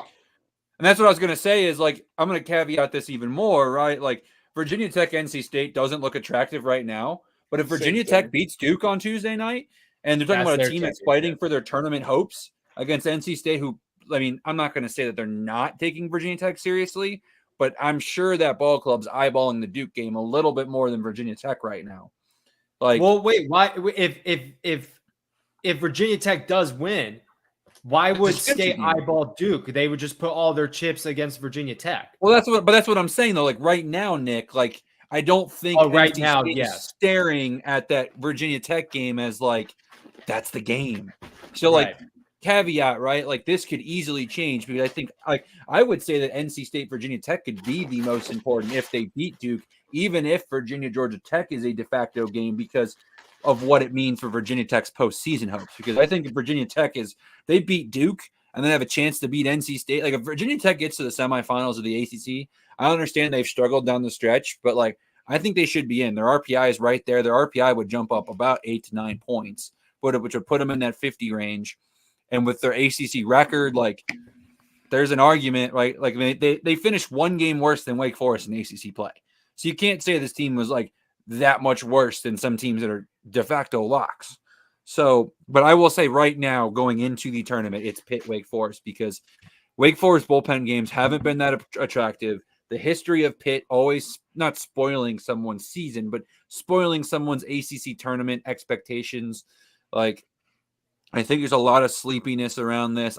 I just, plus selfishly, I really want Pitt, North Carolina to be the championship game on Thursday. So, no, that's fair, Joey. I mean, but it's meaningless for the playoff, right? Like but you could also make an argument that any double elimination's the same way, because if you're in the if you're a 5-12 in the SEC and you win that game, yes, that 5-12 game mattered, but the next game really doesn't, right? Because if you lose, you still have the opportunity to win out the rest of the way and get in. So, I mean, if you're going to use that logic with that, I think you need to apply it the other way too. But that's fair. I mean, I think that's a valid point. But at the same time, though, is Wake Forest and North Carolina irrelevant if it's not the championship game for the pool? I would say not. So, especially with Wake Forest still trying to make sure, because now they were looking at potentially being a top 8 seed. Now they're trying to solidify their hosting resume, which is now on shaky ground, which is crazy because a week ago it was not, and now it is. But I'm going to stick with you guys. I think that it's the most intriguing game of the day, Pitt, Wake Forest. The decision to go with Chase Burns, I think, is a good one. However, it is risky because if you don't go Chase Burns and you lose that game, it looks pretty dumb. But you're keeping Chase Burns on regular rest, and either way, it's going to give you a chance to go to win a game in the ACC tournament regardless, because you're gonna if you somehow lose with Chase Burns to Pitt on Tuesday, your chances of beating UNC on Friday are out the window as well. So I think it's the right call. It's just going to be really intriguing to see that, because I'm sure Pitt might look at it as them being kind of overlooked, and it might pump them up. We'll see. Yeah, and if Wake Forest, I mean, again, back to it, if Wake Forest loses the game to Pitt, Nick, you're not getting your regional at the couch. I'm just going to tell you that right now. Oh yeah, your RPI will drop yeah. so much, even if you beat UNC. It's not going to be like you're gonna lose more losing to Pitt than you will beating North Carolina. So there's a lot of intrigue to that just too alone from a. That's why I know you can say the games are irrelevant from the ACC tournament who advances standpoint, but there is so much to consider. Again, if Duke lost to Virginia Tech, that's going to hurt them. But if they beat NC State, that still kind of puts them in that. Could they host a regional, or are they the 2 seed that gets sent out to Santa Barbara or Indiana State or something, gets to be the dangerous 2 seed? So anyways, yeah. Yep. Moving on to Thursday. My most intriguing game, I'm going to kick this off, is going to be Duke NC State. I've talked about it a bunch of times already. I think it's easily the best game of the day. I think it's the one where you can feel like the primetime game was picked perfectly along with Friday. But that NC State Duke matchup is really intriguing. But of course, it's going to depend on the 2 previous games in that pool to make it extra intriguing. Obviously, even if it's meaningless for the sake of the tournament, it should still have heavy impacts on both teams. With again, we think NC State's a lock to host, but with the way the committee treats NC State, who knows? Micah, who is your most intriguing game on Thursday? It's that one. And I have nothing more to add on that because I agree with everything you said. Yeah. Nick? I'll go Clemson, Miami. Because I think if Miami wins, they have the starting pitching to go up against Clemson. I think their starting pitching is just as good as Clemson's. And I still have that series in my head, how close that was and how I felt, Miami could have won that. I think that's a big, big game for Miami if they do beat Louisville. I think, again, Miami's pitching's up there with anybody else's in the conference. So we'll see. But that's very intriguing to me if Miami can go 1-0. Love it. Moving along to Friday. Friday, I'm saying that Wake Forest UNC game is super intriguing. I think even if for some reason it doesn't matter, if for example if Pitt beats Wake Forest, and UNC beats Pitt, and it doesn't matter for the tournament, I don't care. It's Chase Burns. I get to see him for the 4th time this year live. I cannot wait. And that UNC offense is very, very good. And I believe they beat him. I think his one loss of the year is the UNC game. 4 homers he gave up against Carolina. Yep. So that'll be a chance for revenge for him and a chance for UNC to try and repeat. So Carolina swept that series, right? Yeah, they did. Correct. Yep. Okay. Nick, which one's your most intriguing? Yeah, I'll just ride with you on that one. I think it's the most intriguing. I'll be there. Me too. I think my brother's going to tag along with me as well for that one. We're both going to try to go to the Thursday State Duke game as well, so maybe. But anyway, I'll also be there. Oh, sweet! There you go. I'll be every game. I know you'll be at every game. What am I saying? Why am I surprised? I was being facetious. Hey Nick, you should have told me you were going to games. We could have requested a credential for you. I didn't. It was all going to depend on these time slots. I'm laughing. I could have requested credentials for everybody. Apparently, everybody on our ACC team except for Jake is going because Jake is in Texas. Otherwise, Jake would probably find a way to go for the whole week too. He's a weird if somehow you guys could get me one, that'd be great. But I get it if you don't. When I see John on Tuesday, I might just plant a seed in his ear and see what he says. It sounds like Grayson is trying to be up there for the NC State games as well, and then DJ said maybe later in the week. So again, the entire ACC team might have boots on the ground. There's going to be a ton of content. But yeah, Micah, what is your most intriguing game? The game that everyone should remember for the rest of their lives. No, I was kidding. It's Louisville Clemson for me, and well, here's why. Before you go, first off, I think the Louisville Clemson game is the championship game for this bowl. First off, that's the biggest caveat there. But 2, do we not remember what happened a few weeks ago between Louisville and Clemson? How hostile that game was. That was a hostile weekend series. That was like a month ago though, so it's over. That's like 2 weeks ago. It was literally 2 weeks ago. It's like a month ago. You should check. It was 3 weeks ago. It was 3 series ago, and we're still on the same weekend as this past series. Whatever. Anyways, there is going to be beef. It's going to be Evan Webster versus Aiden Kanak, probably, right? So that's a great pitching matchup, especially if it's a championship game for the pool. I think it's going to be electric. Louisville's fighting for its postseason hopes. So even if they lose to Miami, which that would obviously probably sink them a little bit, like that win could give them what it takes to get in as an at-large. I think that's the best one. Justin, I can't wait to see you there, but I probably won't see you there because I probably won't be there Wednesday or Thursday night. But besides the point, hopefully I'll see him in the championship games. But it's hype up Chase Burns and that game all you want, because it is going to be a great game. I think all 3 games, like, that's the best day of the weekend. I don't see how it's not, or of the 4 we know of at least, right? But I really, really like just the intrigue. Again, those 2 teams hate each other. Yeah, sources say. So real quick, let's do our semifinalists, our pool winners. Micah, who's winning Pool A? Do you want me to go back to the? Thank you. I was like, I think I know them off the top of my head. Pool A is North Carolina. I think this is a 1-1 all the way across the board, though. All right, what do you think, Nick? I'm going Wake 2-0. Oh wow, I'm going UNC 1-1. I like it. All right, cool.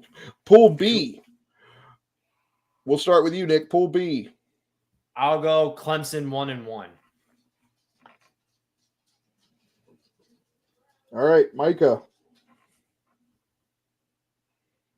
Give me Louisville. Upset. At 2-0. 2-0. They have to be.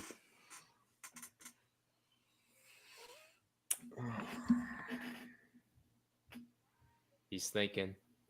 There's a part of me that just wants to embrace Miami. Join me. Embrace Miami. Yeah, but I'm gonna go Clemson at 1-1. All right, Pool C. NC State. Yeah, sorry. We'll start with Micah. NC State 1-1 or no, 2-0. 2-0. NC State staying hot, locking up that host. Nick. I'll go State 1-1. See, I don't think Virginia Tech wins a game, and that's the only reason why I say that. So, like, if you're predicting Duke to win a game, if you're saying NC State's going 1-1, who are you saying they're losing to? Duke? I'm saying they lose to Duke. Yeah. Yeah. I don't think Virginia. Sorry, Justin.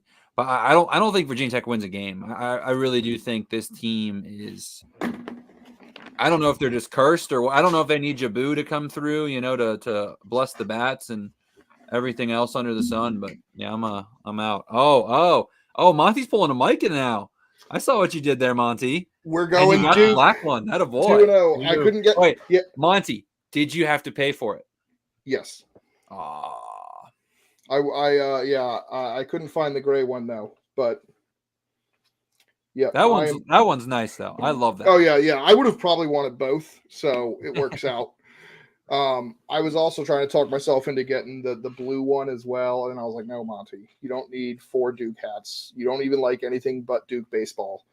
Because like I loathe you them in do host basketball. a show with the Duke baseball player, so That's true. I would have forgiven you if you bought enough hats for every show you've done. That's true.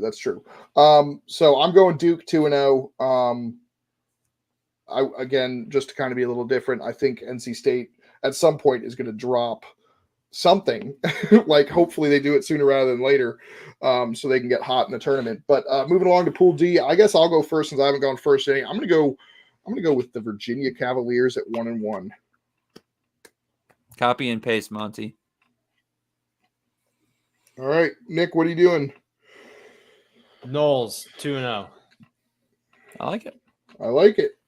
We'll be doing. Wait, Nick, who's going 0-2? Oh, good question. messed up. That's a great question, Micah. Wow. Like someone's gonna go 0-2 at that point. So who's going 0-2? You stumped me there. Like that's why I have 1-1. I really like. I'm kind of like. I think any of these teams can go 2-0, but I also think any of these teams can go 0-2. So I think they're all going 1-1. Yeah. Like I'm like, I think all of them could go 2-0 though, Monty. So I'm like, yeah. Well, if I think all of them can do it, then that probably means that it's just going to be a 1-1 split. So tiebreak, like if the tiebreaker was obviously if Florida State was the 4, then it'd be Florida State would be my answer. So, ooh, wow, man, I hate to do this to them, but I guess Tech. Why do you hate Georgia Tech, man? This is a Georgia Tech show.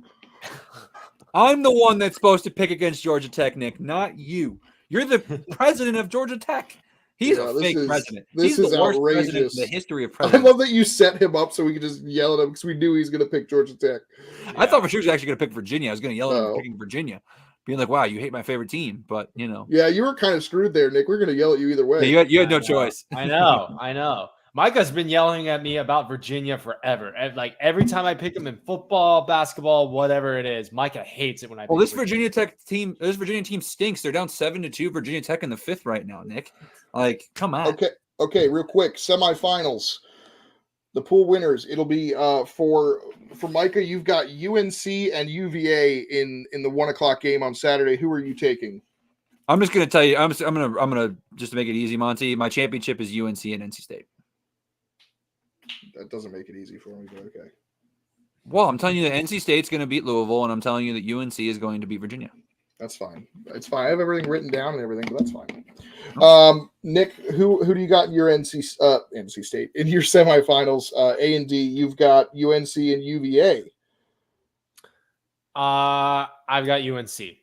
So you're going UNC. You remember UVA beat him 2 of 3. Just going to throw that out there. Whoa. He had Florida State, buddy. He had Florida State. I stand corrected, Nick. Yeah. I thought that was weird. Wait a minute. Yeah. I had it all written down. Still going UNC, though, right, Nick? Or are you going Florida State? Oh, yeah. You know what? I'll go Florida State. Florida State going to the championship. Okay. Welcome back, Knowles. All right. Who's going in your BC? You've got State and Clemson. State. Wait a minute. Pause. Monty, you did this all wrong. And Nick, I'm mad at you that you don't even realize what's going on here. You had Wake. No, wait, I have Wake. So you gave him his wrong A and D. That's what it was. The B and C was correct. I was like, yeah, I have Wake. You're like, Nick, how are you not catching this? I'm like, didn't he have Wake? Like, I'm like, where's when he considered you said State versus Clemson or whatever you said, right? I was like, I was like, reading off mine. Wake Forest, Florida State. Are you still sticking with Florida State? I will still stick with Florida State. Yes. Okay. Sorry about that. What happened is I was reading off my picks for you, Nick. So that's where the mix-up came in. Clemson, NC State, right? Yes. And that is actually your picks. I had it right. The B and C right. Yes, I had the A and D. NC State. So wow. An NC State, Florida State series decider. Will they tarp the field in Charlotte? Some are asking. All right. I'm going to go UVA and Duke for the title. Super regional rematch in Charlotte. I like it. Yes. All right. So I'll start. I'm going to go with Duke for the ACC championship. Nick, FSU, NC State. It is the rubber match. We could actually have that game, if it actually happens, be our determination for who wins our pick'em. Oh, yeah. Because you had NC State to win the series. I had Florida State. We ended up tied on the year, and that series was the only one that didn't get finished. That's right. NC State or Florida State? I'll go NC State, ACC champs. I think they have been underrated all year. They're gritty. They've stuck it with the best. They can do it. They haven't won an ACC tournament in any sport since the winter. I know, right? It's been so long. since April. They haven't won it in over a month. I know. Or was it mid-March? Excuse me, mid-March. Yeah, mid-March. It's been a month and a half. I'm just glad their path doesn't seem to cross over with Virginia, because that would just make me really upset. Micah is wearing an NC State hat. Micah, are you going with them for your ACC championship? Hey, Nick, Wolf. Pack. Wolf. Pack. Go State. Yeah. Wow. Okay, we're going to have graphics for our pick'em, but we're also going to be doing a daily pick'em that might be subject to change with our stuff. It'll be our normal graphic, but we'll have a pick'em graphic that Mike is going to do for us for the whole bracket for the ACC team. We'll have our daily ones going on. Lots of content coming this week. As I said, we're going to have boots on the ground all over the place. It's going to be a blast. I cannot wait. Micah and I are going to be doing nightly shows, previewing. Nick may join us if he's got time. NC State fans are worried that you guys picked.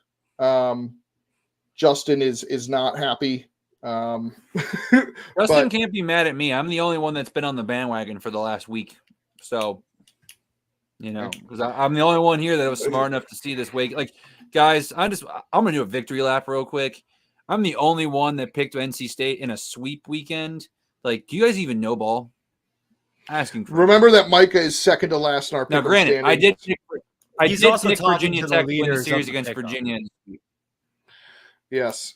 But Micah's going to be on a show tonight with Louisville on 3rd and Central. I don't know when they publish, but look out for that. He's going to be on that show tonight. I'm going to be doing my show with Chad Knight, talking Duke baseball and Coach Pollard and stuff like that. Maybe some MLB. Micah also is publishing a bracketology graphic. We're going to have tons of content coming out this week. So make sure you're following us, our personal pages. Make sure you're following the 5th Quarter ACC page, because that's going to have a ton of stuff going on. Feel free to tweet at us throughout the week if you're coming to the tournament. We're happy to meet people. I know Micah loves meeting people. I mean, look at me. I'm just such a person. Just forget it. Forget it. Yeah, I'm going to mute you. Now, Nick, any final thoughts, Nick, before we wrap this up? Stats coming out tonight. Stat Champions will be the last bit of tweets I will be putting out. So shout out Ben Watson, the ACC batting champion. Dog. Yeah, batting title for Ben. But it will be another top 10, and then towards the end of that, every tweet I'll say so and so is your champion of the season or whatever. So look out for that tonight. I'll be boots on the ground, hopefully Thursday night, Friday night, and all day Saturday. So I will be along with you guys as well if I can pull some strings together. Nick, if you need a place to stay Thursday night, I have an empty bed. You're welcome to stay in the hotel with Monty, as long as you don't hate Monty. So, but quickly, I do want to do something real quick, Monty. If you are going to be there Tuesday, and this is purely me, I'm just so rich, I'm willing to do this. I've had such great gestures this year, right, where people have hooked me up with hats and all kinds of other goodies throughout the journey. If anyone comes up to me on Tuesday, look at my wonderful face, and just says, you watch the show, first person to do it, I will take you to the ACC Championship Gear Store and we will buy you something. And by we, I mean me. So I just want to say thank you for everybody that has supported us all year. It's been awesome. Monty, I know people are starting to know who you are, which has been really cool, right? Weird. I mean, it's actually really funny too that, again, it's kind of become a meme. People are like, like Monty's the best, or Nick's the best, or I'm the best, because clearly I'm always the best. But, actually no one's ever actually said I'm the best, but I'm just saying that now to put it, manifest it. But anyways, I just want to put that out there. If you're at the tournament on Tuesday, when I'm there, first person to come up to me and says you like the show, I will buy you something from the ACC merch store. So let me give some flowers to Micah. Micah has been doing a very good job this week and the last few weeks putting out content and the graphics and everything. So I'm just putting it out there. Micah's been doing a good job for our 5th Quarter ACC page. So Micah, shout out to you. You've been working hard. So good job, buddy. You know what, Monty? Based off your reactions, I'm going to find a random Pitt fan this weekend. I'm just going to give this to them instead. Or this BC hat. I'm going to find some random. I doubt there'll be anything. Is there something that I said? But I will find. I've been working hard all season. I don't get any flowers. These Virginia hats are going to go to 2 random followers. Whoa, no. All right. That's going to be it for our show. We'll be back. Mike and I will be back tomorrow night to talk previews of the Tuesday games. Nick may join us depending on his schedule. It's a busy week. We'll see who's going to be there. It's going to be fun. I should have lots of content, maybe even more content with Chad and some Duke players. Who knows? It's going to be a great week. Until then, just keep an eye on our Twitter pages, and we'll see you next time.